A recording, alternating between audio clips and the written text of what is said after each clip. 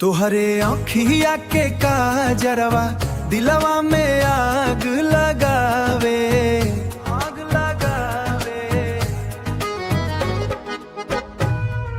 हंसी तो हर चांदनियन रात भर नींद उड़ावे, नींद उड़ावे।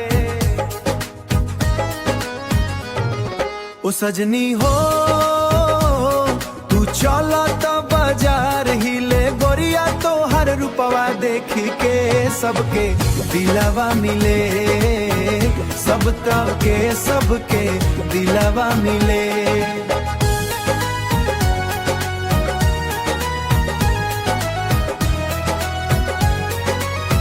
मोटी जैसन नयनवा चमके, होठवा गुलाब के फूल, तोहरे बिना ए जानू लागे सुनाई दिल। चुनरी उड़ेला हवा में जैसे सावन के बादल, तोहरा प्यार पागल बानी दिन होखे चाहे रात।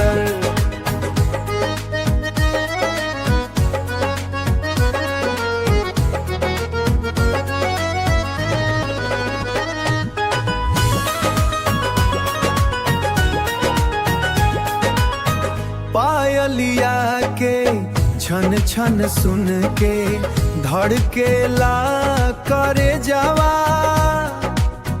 तू हंस देबू त खिल जाला सूखल मन के बगीचा। मोटी जैसन नयनवा चमके, सोनावा जैसन तो हर चाल, रौरा तिर लिखनी सजनी ई प्यार भरा गीत कमान। रौरा खातिर लिखनी सजनी ई प्यार भरा गीत कमान।